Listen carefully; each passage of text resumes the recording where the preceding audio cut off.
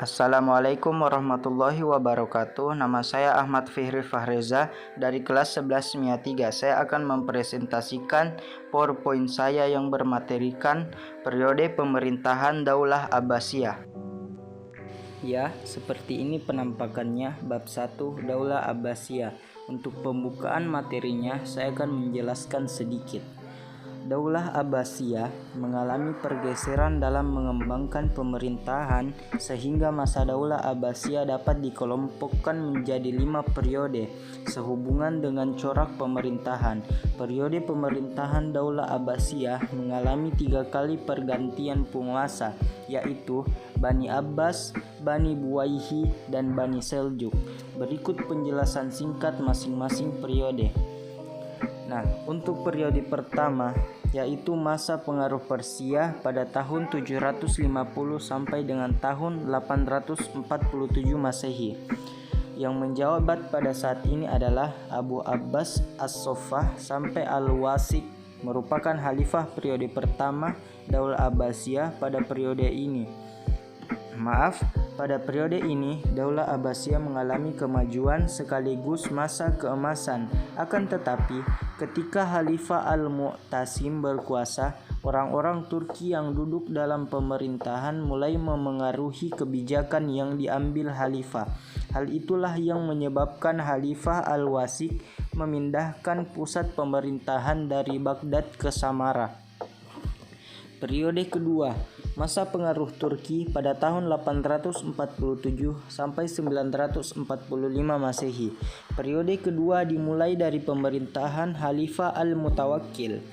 Ia dan khalifah pengganti sangat lemah sehingga orang-orang Turki dapat mengambil alih kekuasaan. Mereka kemudian mengangkat khalifah sesuai keinginan sendiri. Secara politik, keadaan Bani Abbasiyah bertambah buruk meskipun ilmu pengetahuan dan kebudayaan terus berkembang.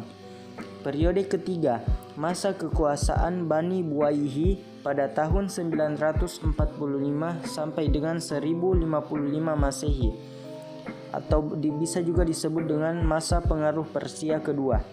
Pada periode ini, kekuasaan dipegang Bani Buwayhi yang beralirkan Syiah. Pusat pemerintahan berpindah dari Baghdad ke Shiraz, tempat Ali bin Buwayhi berkuasa. Pada periode ini, keadaan menjadi lebih buruk karena khalifah tak lebih sebagai pegawai yang diperintah dan digaji. Meskipun demikian, ilmu pengetahuan tetap berkembang dengan munculnya tokoh-tokoh besar. Periode keempat, masa kekuasaan Bani Seljuk pada tahun 1055 hingga dengan 1199 Masehi, atau bisa disebut masa pengaruh Turki kedua. Atas pemerintahan Khalifah Abbasiyah, Bani Seljuk dapat melumpuhkan Bani Buwayhi dan mengambil alih kekuasaan. Kewibawaan khalifah kembali sehingga keadaan mulai membaik. Akan tetapi, kekuasaan Bani Seljuk melemah setelah muncul konflik internal. Periode kelima, masa kekuasaan Bani Abbasiyah bebas dari pengaruh manapun pada tahun 1199 sampai dengan 1258 Masehi. Pada periode ini, kekuasaan Abbasiyah benar-benar bebas dari pengaruh manapun. Akan tetapi, karena sempitnya wilayah kekuasaan, yaitu di sekitar Baghdad saja, pemerintahan menjadi tidak efektif dan politik lemah. Ketika datang tentara Mongol di bawah pimpinan Hulagu Khan, Abbasiyah dapat dikalahkan dengan mudah sehingga masa kekuasaan Abbasiyah berakhir. Sekian dari saya. Terima kasih telah menonton. Assalamualaikum warahmatullahi wabarakatuh.